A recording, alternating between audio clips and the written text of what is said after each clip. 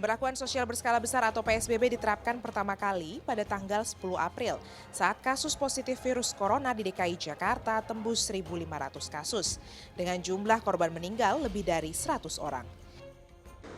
Pada masa itu Pemprov DKI Jakarta sempat memperpanjang masa PSBB hingga 2 kali, yakni pada tanggal 24 April hingga 22 Mei dan 23 Mei hingga 4 Juni. Namun pada saat kasus DKI Jakarta tembus 3.600 kasus positif, Gubernur DKI Jakarta Anies Baswedan melonggarkan rem darurat dengan menerapkan PSBB transisi pada 5 Juni. Pada PSBB tahap ini sejumlah aktivitas ekonomi mulai diizinkan berjalan secara terbatas dan bertahap. Adapun PSBB transisi ini sempat diperpanjang selama 5 kali dan diperketat kembali menjadi PSBB pada 14 September lalu. Pengetatan ini dilakukan lantaran lebih dari 70% tempat tidur isolasi telah terisi oleh pasien COVID-19.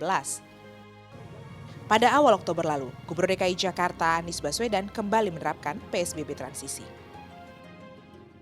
Selama penyebaran virus corona, kecamatan di Jakarta Utara dan Jakarta Barat memiliki kasus positif kumulatif tertinggi sejak datangnya virus corona di bulan April lalu. Sementara itu untuk kasus aktif yang paling tinggi saat ini dimiliki oleh Kelurahan Kalideres dan juga Kapuk di Jakarta Utara.